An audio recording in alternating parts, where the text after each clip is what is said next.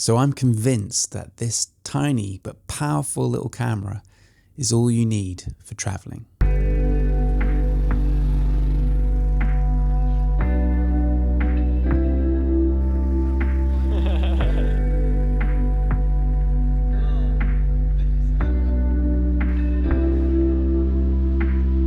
Oh yeah, that's sick.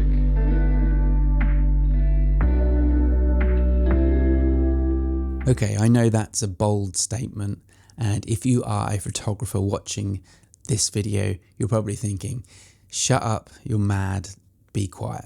But I have some reasons behind what I've said, and I think they're valid, so hear me out. So why don't I just tell you a quick story of how I came in possession of the Ricoh GR3X. Now, if you don't know or are unfamiliar with my channel, I predominantly shoot with Fujifilm. I am a bit of a Fuji fanboy, and I do own the X-H2S and the X Pro 3, and I recently just sold my XS20. And if you want to know why, you can watch one of my videos here. But in late September of 2023, I purchased the Ricoh GR3X because in October of 2023, I was setting out on a journey, a pilgrimage. I was walking the Camino de Santiago, which is a 500-mile trek across northern Spain. I would start in France and end on the northern western side of Spain, in Santiago. And as a photographer, I really didn't want to just rely on the use of my phone, which I obviously would be taking with me, but I wanted something with a little bit more power. And when I wasn't walking, I wanted to go around the streets of Spain and discover things with a camera that didn't have messages or apps attached to it. I just wanted something dedicated to photography. And that's when I encountered the Ricoh GR3X. Now, one of the main people that kind of swayed me towards this camera was James Popsy.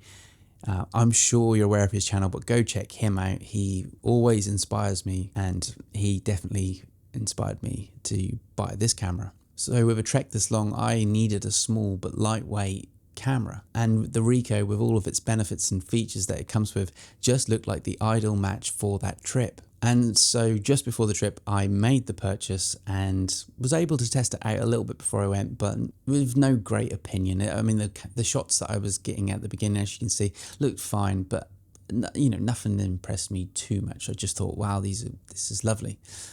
But it was only when I took it on the road, I could see the real power and the kind of magnitude of what I had bought and how well it kind of fitted in with my trip and my lifestyle. Now, the walk lasted around 6 weeks, and as you can see through some of the photos, this is what I was able to capture along my way. And I have found that I have drifted towards this camera more than any other as of late. I'm currently traveling Southeast Asia, and I'm in Vietnam at the moment. And without doubt, this is the camera that is constantly on my person. It's in my pocket, it's in my bag, it's wherever I go. If you saw me in the street now and asked me what camera I had on me, it would definitely be the Ricoh GR3X. But let's head back to the Camino, because once I got back, I was able to, because I didn't have my laptop on me, I was able to look at all the images I had made and was shocked at the quality. The raw files I was getting were amazing. I was able to manipulate them to the way I wanted them, and I even curated a whole zine of mine. As you can see, I curated Burgos, which is a city in Spain. Every photo in that zine was taken with the GR3X, and as you can see, the next zine, which is Chiang Mai, that 70% of the photos in there were taken with the GR3X. I'm making so many more shots with this camera. I'm capturing one-off moments that I wouldn't normally do with my Fujifilm camera, with the X Pro 3 or the X-H2S. I think the issue is that when I go out to shoot, I'm doing it for a few hours and I have the intention of shooting. When I go out with this camera, there'll be some days I don't take one picture with it, but if I see something I like, I see a nice bit of light, I see a scene that just elevates my mind to a level of like, I need to take a picture of this. I know I can quickly grab it and go, wow, I'm going to get a good photo. I can capture it in both JPEG and RAW and, play with it later. That has been the magic of this camera. And that is why I am convinced that this could be the only camera that you need. Like I said, most photographers probably will be yelling at me now, and I will probably get a few comments saying you're talking absolute BS. But maybe you're just a travel photographer, or a street photographer, someone who just wants to take photos on the go, capture moments. This is powerful. This is a really, really good camera. It's got an ND built in. Its IS is fantastic, which is incredible in such a small body.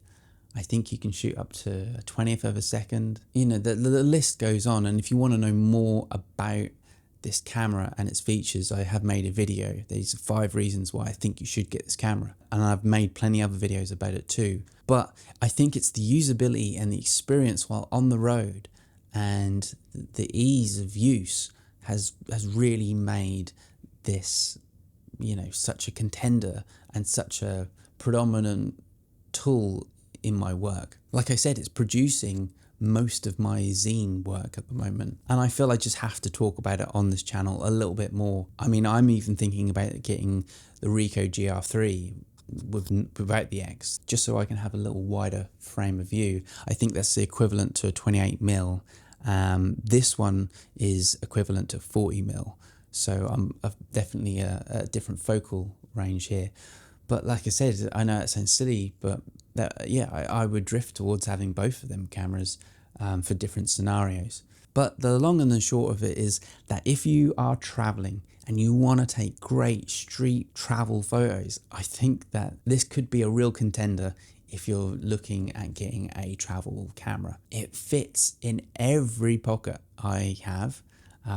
Even like I've put it in like a top pocket, which isn't safe sometimes and can be a bit loose, but if your pockets are full and you just need to put it somewhere to open a bottle of water, something like that. I mean, I can't do that with my X Pro 3, my XH2S. I know those cameras are great and I love those cameras because I also love dedicating my time to shooting predominantly just photos, in an afternoon or a morning or an evening.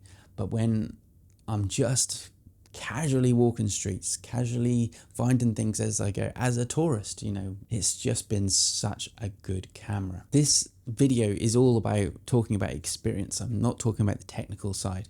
You can go and find all of that stuff out on one of my other videos. I'm not very good at sometimes retaining information, so I do suggest you go find out more about this camera on one of those videos. But I just wanted to talk at length about how it's been treating me on this journey particularly, and how I did on the Camino, which was a life-changing journey, and I did it for personal reasons and took some time off, which was really beneficial. And I suggest if you're ever feeling a little bit burnt out, then maybe you should go check that out. But yeah, you really have to give this some consideration. Look, I'm not going to tell anyone don't take more cameras than you need, because that would be hypocritical of me. Like I said, I've got 2 more cameras in my kit bag now. But if you're serious about photography, street photography, and maybe you're just getting into it, this could be a good professional entry-level camera. The thing that I'm really thinking about getting, because I do miss it, is an OVF. I'd love to, which you can get an attachment for this.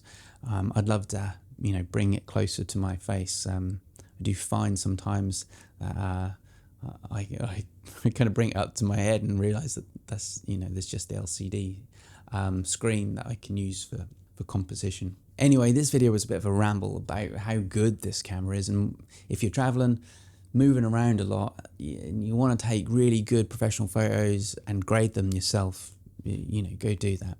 If you're interested in seeing some of my work with the Ricoh GR3X, go check out some of my zines. The latest 2 were all shot with them, and I really appreciate the support if you purchase one. Anyway, they are my musings for today. I hope you're all doing well, and I'll see you in the next one. Thank you. Thanks for watching.